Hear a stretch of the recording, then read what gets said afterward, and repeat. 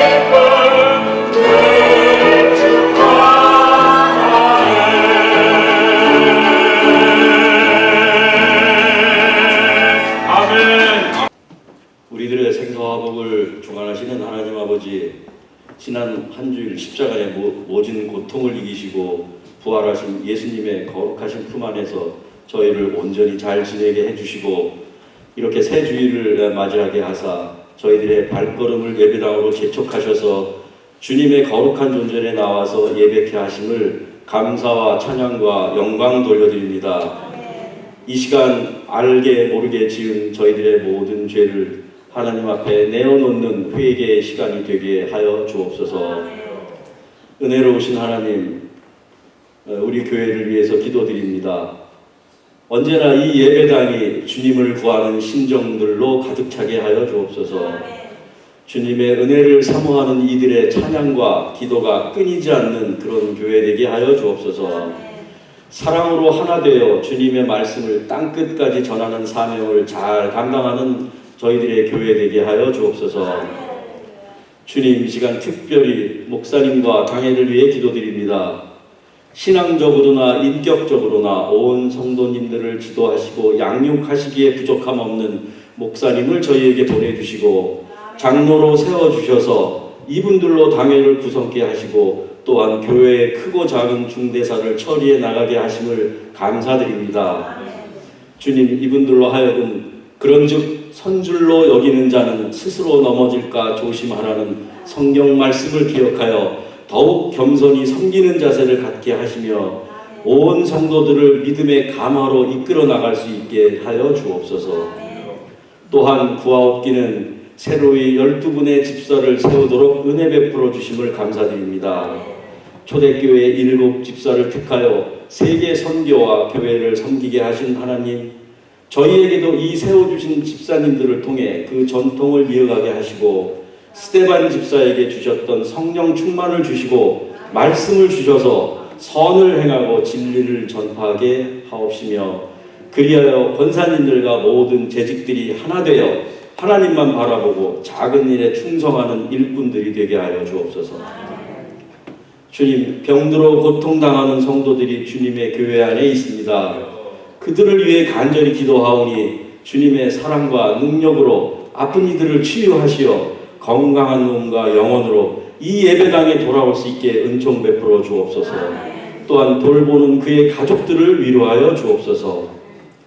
이 시간 목사님께서 하나님의 말씀을 대언하시오니 하나님의 은총이 목사님 위에 충만케 하시고 지혜와 계시의 영이 충만케 하시고 삶과 사역의 기름 부으심이 충만케 하소서. 이 예배를 돕는 찬양팀과 찬양대의 찬양을 흠양하시옵고 모든 보이지 않는 손길을 붙잡아 주옵시고 주님 홀로 영광 받으옵소서.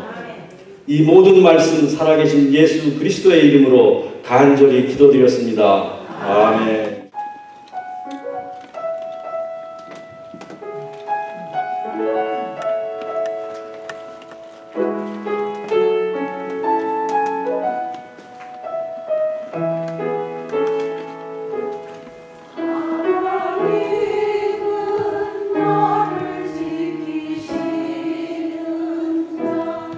너의 우편에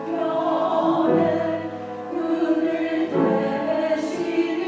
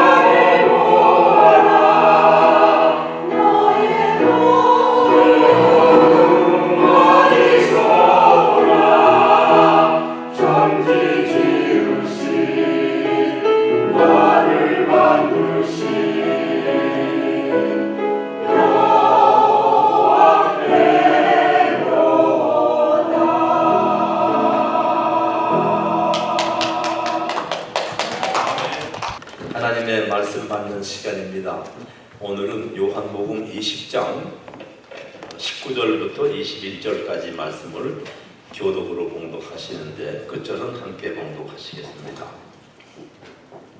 요한복음 20장 19절부터 21절까지 말씀입니다.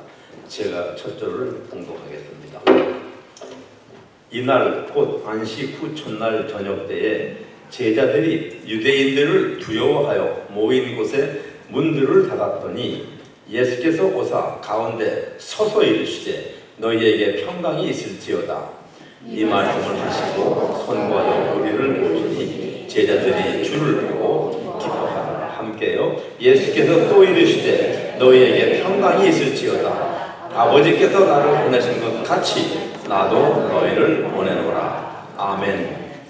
거룩하신 하나님, 부활의 영광 앞에 부족한 죄인들 머리 숙이고 하나님의 지혜를 구합니다. 말씀 안에 담긴 하나님이 우리에게 전하시는 이 시대에 필요한 깨달음이 있게 하시고 결심이 있게 하시고 세상에 나아가서 분부대로 실행하는 인격으로 또한 믿음의 종들로 바꾸어 주시고 충만시켜 주시옵소서. 예수님의 이름으로 감사하며 기도드리옵나이다. 아멘. 우리가 2주 전에 예수께서 십자가에 달리셔서 그분의 마지막 7 말씀을 묵상했는데 참으로 귀한 말씀들이었죠. 물론 3년 반 동안 사역 중에 하신 모든 말씀 한마디 한마디가 다 우리의 생명보다 귀한 말씀들이지만은 십자가에서 그의 고통 중에 마지막 호흡을 이렇게 모아주시면서 말씀하시는 그 안에는 우리 사람들에 대한 하나님의 깊은 사랑이 담겨져 있다고 간단하게 볼 수 있습니다. 그 말씀을 다시 한번 우리 아쉬운 마음으로 묵상하면은 첫째가 아버지여 저들을 사하여 주옵소서 저들이 하는 것을 알지 못함이니이다. 그리고 내가 진실로 내게 이르노니 오늘 네가 나와 함께 낙원에 있으리라. 옆에 있는 회개하는 강도에게 주신 말씀이죠. 그리고 십자가에서 이렇게 아래를 보시면서 여자여 자기 어머니에게 아들이니이다 하고 옆에 있는 요한에게 보라 내 어머니라. 그리고는 나의 하나님 어찌하여 나를 버리시나이까 우리 죄를 대속하시는 고통의 비명을 지르시죠. 그거 다 끝난 다음에 이제 내가 목마르다. 그리고 다 이루었다. 그리고 맨 마지막에 아버지여 내 영혼을 아버지 손에 부탁하나이다 하시면서 운명하십니다. 우리는 이 7 말씀이 예수께서 이 땅에서 하신 마지막 말씀이라고 착각하기 쉬운데 실은 그런 것이 아니고 예수께서 부활하신 후에도 제자들에게 말씀을 더 하셨습니다. 오늘은 예수께서 부활하신 후에 제자들에게 하신 첫 번째 7마디 말씀을 전에 하신 말씀 7, 후에 하시는 말씀 7을 우리가 묵상하려고 합니다. 부활하신 예수님과 제자들의 만남, 얼마나 감격스러운 만남인데 처음 만남은 그렇게 감격을 못 주는 만남으로 보입니다. 제자들에게도 기쁘고 감격스러운 만남이었지만 아마 예수에게도 더 감격의 만남이었을 것입니다. 부활 후 첫 만남에서 오는 기쁨과 감격은 제자들보다 예수님 감격이 더 컸을 거라고 저는 상상을 합니다. 사실 처음에는 제자들이 부활하신 주님을 알아보지를 못했습니다. 오늘 본문 말씀에 나타나 있지 않아요. 부활한 예수님이 제자들 만나는 장면이 참으로 어색해 보입니다. 다시 봉독하면은 안식 후 첫날 주일입니다. 저녁 때 오늘 저녁이나 마찬가지입니다. 유대인들이 두려워서 제자들이 문을 닫고 있는데 예수께서 오셨습니다. 문 두드리는 것도 없이 오셨고 그리고 그날이 주일 저녁인데 해가 졌겠죠. 제자들은 아무런 반응을 안 보입니다. 지금 이렇게 예수님이 들어와 계신데 그냥 보고만 있는 거 어때요? 그 말씀이 만일에 제자들이 예수님을 알아봤다면 얼마나 반갑게 달려라 그랬겠어요. 그 제자들은 예수께서 살아계실 적에 대제사장 바리새인 서기관들이 예수님을 얼마나 시기하고 미워했는지를 잘 알고 있습니다. 그 유대인들은 예수님의 그 행적을 시기해서 돌로 치려고도 여러 번 했지만은 그때마다 아직은 예수님의 영광의 때가 아니기 때문에 그냥 피해 지나가게 됐습니다. 또 예수께서 하신 그 진리의 말씀들 앞에서 대제사장 바리새인들이 자기들이 지식적으로 얼마나 모욕을 당했는지도 제자들은 알고 있습니다. 예수께서 죽은 이 마당에 이제 유대인의 보복이 예수님의 제자인 자기들에게 언제 닥칠지 모르는 그 불안 속에서 두려워서 문을 닫고 있었던 것입니다. 근데 누가 문을 열어달라고 두드린 것도 아닌데 이미 문 안에 들어와 계십니다. 부활하신 예수님을 보고도 알아보지 못했습니다. 만약 알아봤다면 아마 버선발로 뛰어나가서 주님을 끌어안고 못자국을 얼마나 아프셨어요? 발 아래 엎드려서 핏자국 못자국 발등에 입을 맞추면서 통곡을 했을 텐데 그런 것이 안 보입니다. 제자들은 눈앞에 주님을 보면서도 의아한 눈초리로 바라만 보고 있습니다. 제자들은 잠시 자기들의 대화도 멈추고 의심의 침묵으로 주님을 바라봅니다. 그리고 두려움의 침묵이 흘렀습니다. 어떤 제자들은 아마 이게 혹시 유령인가 환상인가 그렇게 생각할 수도 있었겠습니다. 그런 짧은 순간이지만 대단히 긴 순간인 것입니다. 그때 제자들보다 예수께서 먼저 말씀을 하십니다. 너에게 평강이 있을지어다. 그리고 자기의 그 못자국난 손과 옆구리를 보여주니까 그때야 제자들이 기뻐했다는 것입니다. 성도님에게 제자들이 참으로 멍청이같이 보입니까?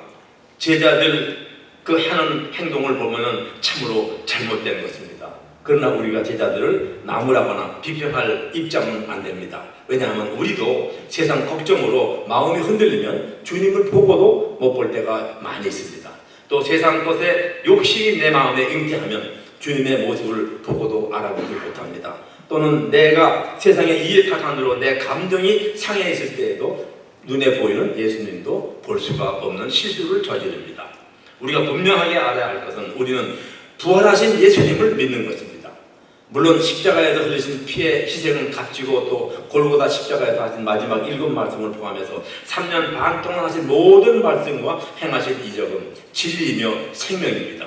그러나 우리가 받은 모든 말씀과 그 행하심은 부활을 믿을 때에 우리 삶 속에서 다시 생명과 진리로 살아나 역사하게 됩니다.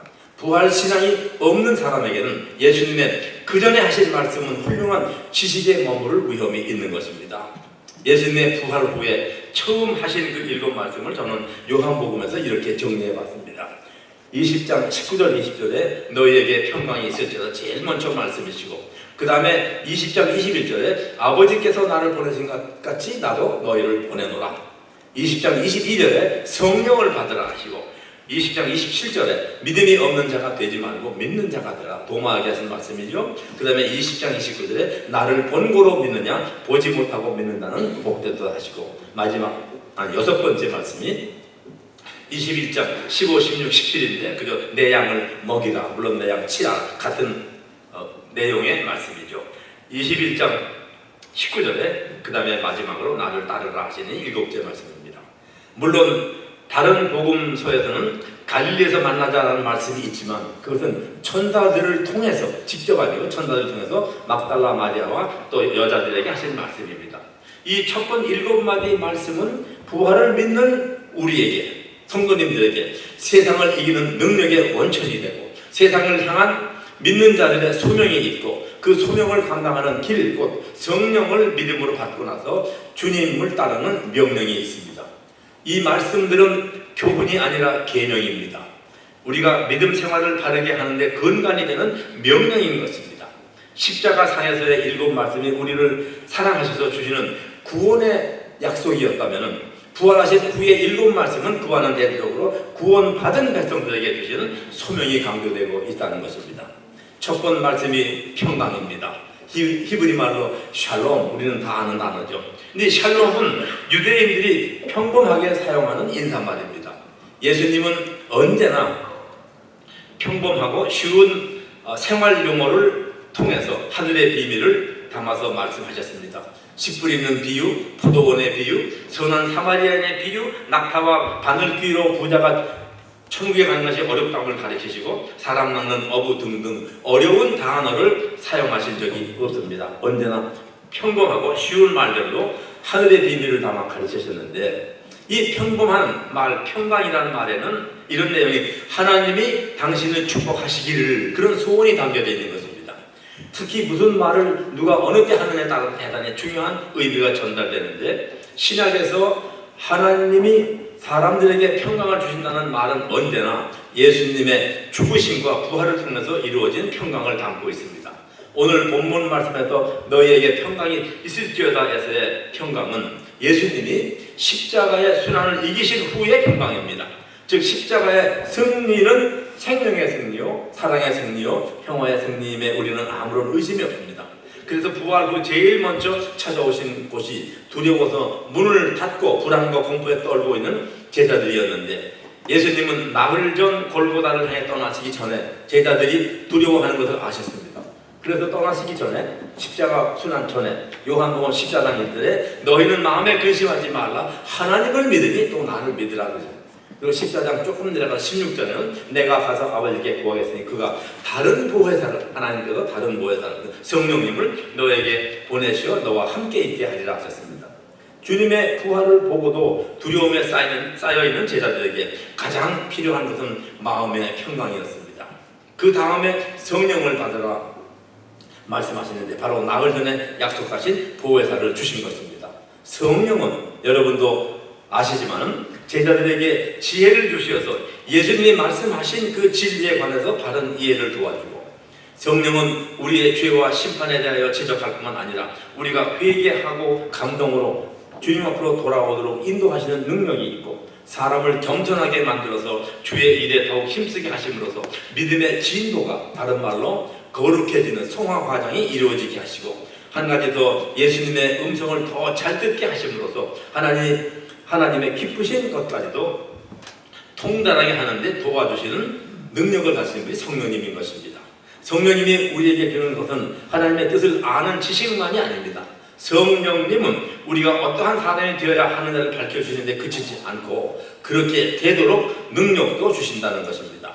제자들은 평강의 마음에 성령을 받았으므로 두려움을 떨치고 세상으로 나아가서 담대하게 예수의 구세주 되심과 복음에 담긴 은혜와 복을 땅끝까지 전파하는 생활을 하다가 다 순교자들이 되었습니다. 우리는 바로 그러한 믿음의 선배들, 순교자의 터 위에 하나님이 거하실 초도로 지어져 가고 있는 것입니다. 제자들은 세상에서 가장 악독하고 참혹한 일이 자기들의 스승인 예수님께 행하신 것을 목격을 했습니다. 이제 그 참혹한 일이 자기들에게 언제 닥칠지 모르는 공포에 사로잡혀서 있을 적에 예수께서 십자가 고난을 참으며 이룩하신 평화를 주신 것입니다. 예수님은 똑같은 평화와 성령을 성도님들에게도 주셨습니다. 그러므로 우리는 빌립보서 4장 6절 7절 말씀대로 어떠한 두려움이 있더라도 아무것도 염려하지 말고 오직 모든 일에 기도와 간구로 너의 구할 것을 감사함으로 하나님께 아뢰라. 그리하면 모든 지각에 뛰어난 하나님의 평강이 그리스도 예수 안에서 우리의 마음과 생각을 지키시리라 하셨습니다. 세상을 이길 힘은, 세상의 두려움을 이길 힘은 우리가 주님께 갖고 있는 예수님의 평강의 마음에 두는 믿음 뿐입니다. 예수님은 십자가 저편에 있는 낙원, 오직 믿는 사람에게만 허락된 낙원에 갔다 오셔서 자신 있게 평화를 주시고 계십니다. 그 나라에 대해서 자신감과 확신을 가지고 말할 수 있는 사람은 아무도 없습니다. 오직 예수 한 분만 그런 말을 하실 수 있습니다. 주님이 죽으시기 전까지는 십자가 저편에 있는 나라에 대해서 제자들은 아무것도 알지 못했습니다. 그래서 예수님은 떠나시기 전에 내가 초소를 예비하러 가노니 가서 예비하면 내가 다시 와서 너희를 내게 영접하여 나 있는 곳에 너희도 있게 하리라. 요한복음 14장 2절 3절 말씀입니다. 제자들은 그 말씀을 확신할 수가 없었습니다. 만일 제자들이 그 말씀을 확실히 믿었다면 예수님이 잡히시던 다음에 뿔뿔이 도망가지 않았을 것입니다. 그러나 예수님은 죽음을 이기시고 제일 먼저 그 도망갔던 비굴했던 겁에 질린 제자들을 찾아오셔서 평강을 주신 것입니다. 그러므로 이제 우리는 죽음의 암흑을 통과하시고 부활의 영광으로 오신 예수님을 모시고 평화 가운데 사는 것입니다. 그리고 주님이 얘기하신 그 초선은 우리의 소망입니다. 확실하고 변하지 않는 약속의 소망입니다. 소망은 우리의 장래 일과 직결되는 것입니다. 소망의 사람은 그러므로 현재의 절망적인 상황을 두려워하지 않고 삽니다. 그 절망적인 상황에서 오히려 가능성을 발견합니다. 여러분 미국에 가시면은 엠파이어 스테이트 빌딩이 있죠. 거기 처음 가는 사람들은 꼭 그걸 보고 싶어 합니다. 근데 그 빌딩이 85년 전에 건축이 시작되는데 그때가 1930년입니다. 1930년은 아시지만 미국의 경제 공황이 들어닥친 우리 2008년에 한번 크라시가 왔죠. 그거는 유도 안 됩니다. 1929년의 경제 공황은 물론 그 전 수년 동안 점점 경제가 축소되어 내려가고 있었죠. 29년이 그레이트 크래시라고 공포가 되는데 그 일로 인해서 생산이 안 돌아갑니다. 만들어놓은 물건 다 갖다 버려야 했습니다. 그래야 돌아가니까. 또 농산물이 너무 많아 전부 갖다 태평양에 버리고 대서양에 버리고 그래서 대서양이 허옇게 밀가루 색깔로 됐다는 그런 글도 있습니다. 그리고 실직자가 많으니까 그전에는 그러니까 소셜 시큐리티 제도가 나기 전입니다. 그 후에 그게 나오는데 그러니까 먹고 살 게 없으니까 많은 사람들이 자살을 했습니다. 사무실이 텅텅 비어 빌딩이 다 비고 그러니까 완전히 마비된 것이죠. 근데 그때 1929년 그 30년에 불과 1년이 채 못 되기 전에 이 어떤 회사에서 엠파이어 스테이트 철근으로 102층의 건물을 짓습니다. 사람들이 전부 비웃었어요. 아니 당연히 정신 나간단 말이지. 지금 이 사무실 다 비어있는데 이 102층 건물을 짓고 누가 그 사무실을 임대할 것이냐. 너 미쳤다 그런 평판이 나왔는데 왜 1년도 못 돼가지고서 오히려 건축 기간이 단축돼가지고서 1931년 4월에 건축이 딱 서지고 그리고 그때 후보 대통령이 백악관에서 그 정등식에 버튼을 누르는 놀라운 경축 행사가 있었던 것입니다. 소망을 가진 사람은 지금 현재 어려움에 두려워하지 않고 장래를 내다본다는 것입니다. 그래서 지금도 그 엠파이어 스테이트 빌딩은 관광객으로 붐비고 흑자가 나는 그런 빌딩으로 건재하고 있습니다. 우리가 살 때 절망만 보면 절망만 보입니다. 오늘 세상에서 일어나고 있는 이 참혹한 일들을 보면은 내일이라도 세계가 몰락할 것처럼 보입니다. 그러나 그것은 하나의 현상, 페노메논, 현상입니다. 이 현상 밑에는 인트린직 내추, 본질이 있습니다. 하나님의 자기 방향으로 이끄시는 흐름이 있습니다. 하나님을 믿는 우리는 그 믿음의 눈으로 그 본질적 흐름을 볼 줄 알아야 됩니다. 왜 그러냐? 왜 우리가 믿는 백성들이 하나님이 이끄시는 방향을 본질적으로 보아야 하느냐? 그것은 역사를 시작하시는 분이 하나님이시고 끝맺히는 분도 하나님이십니다. 알파와 오메가이십니다. 그분이 우리에게 명령하신 것이 내 역사를 보라고 그랬지 세상을 보라고 안 그러셨습니다. 그 명령이 나도 너희를 세상으로 보내노라 하신 것입니다. 두 번째 명령. 부활하신 후 제자들에게 두 번째 말씀이 나도 너희를 세상으로 보낸다. 너희를 보내노라는 명령은 대사명, 우리가 영어로 Great Commission이라고 하죠. 큰 사명이죠. 근데 신약 성경에 이 Great Commission 대사명은 꼭 5번 나옵니다. 네 복음서의 맨 마지막에 한 번씩 나오고 사도행전 1장에 또 한 번 명령이 나옵니다. 그래서 이 첫 번 말씀이 평강을 주심이고 두 번째가 보내심의 명령인 것입니다. 이것이 우연한 것이냐? 예수님의 말씀이나 행동에는 우연이란 없습니다. 하나님의 치밀한 계획과 섭리 안에서 진행되는 순서인 것입니다. 다른 사람에게 평강의 복음을 전하기 위해서는 우리가 먼저 평강을 지니고 있어야 하면 당연한 이치인 것입니다.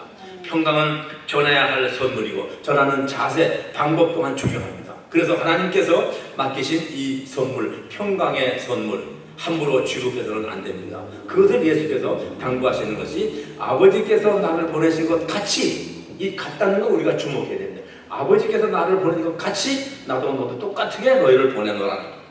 예수님께서 하늘보다를 보내시고 이 땅에 오신 것 같이 우리도 교만과 다단심을 버리고 세상으로 나가야 합니다. 예수께서 죄인들을 사랑하셔서 이 땅으로 오신 것 같이 우리도 나의 도움이 필요한 사람들을 사랑으로 찾아가야 합니다. 예수께서 마지막 물과 피를 쏟으시는 희생을 하신 것 같이 우리도 손해볼 줄 아는 자세로 세상을 섬겨야 한다는 것입니다. 이런 것이 힘든 일은 우리는 잘합니다. 그러나 우리의 섬김과 손해를 통해서 하나님의 참 생명이 우리가 섬기는 사람들에게 전달되고 생각한다면 우리는 크나큰 하나님의 영광이 나타나는 일에 쓰임받고 있는 것입니다. 얼마나 자랑스러운 또 영광된 쓰임인 것입니까?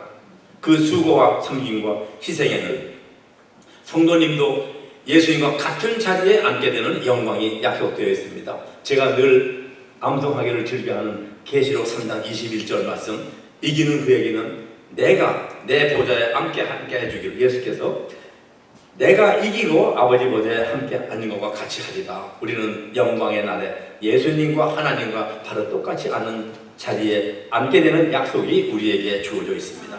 사랑하는 성도님, 부활하신 예수님의 부르심을 이미 받으셨고 또한 하나님이 예수님을 보내신 것 같이 똑같이 예수님을 우리를 보내심을 받은 것처럼 우리가 예수님의 보내를 받았으므로 그 영광된 소명은 세상에서 우리에게 다시 없는 기회인 것입니다. 어차피 우리 인생은 70이고 80이고 60이고 혹은 100세고 지나가고 맙니다. 그리고 심판이 필연적으로 닥칩니다. 그때 예수님이 약속하신 생명의 부활로 일어나셔서 하나님의 낙원의 영생을 누리는 소망을 지금부터 이루어 나가며 사시기를 성삼위 하나님의 이름으로 축원합니다. 사랑과 은혜의 하나님, 생명과 영생의 하나님, 평화의 하나님, 우리에게 부활 소망을 다시 심어주심을 진심으로 감사드립니다. 세상에 힘든 일이 많고 우리가 감당하기 어려운 일들이 일어나고 우리를 두렵게 하지만 부활 소망을 가진 백성으로서 평화를 안고 하나님의 보내심의 소명을 안고 세상에 나아가서 부활 생명을 전파하고 증거하고 열매를 맺는 삶 갖기를 원하오니 성령님 우리와 함께 가시고 도와주시옵소서.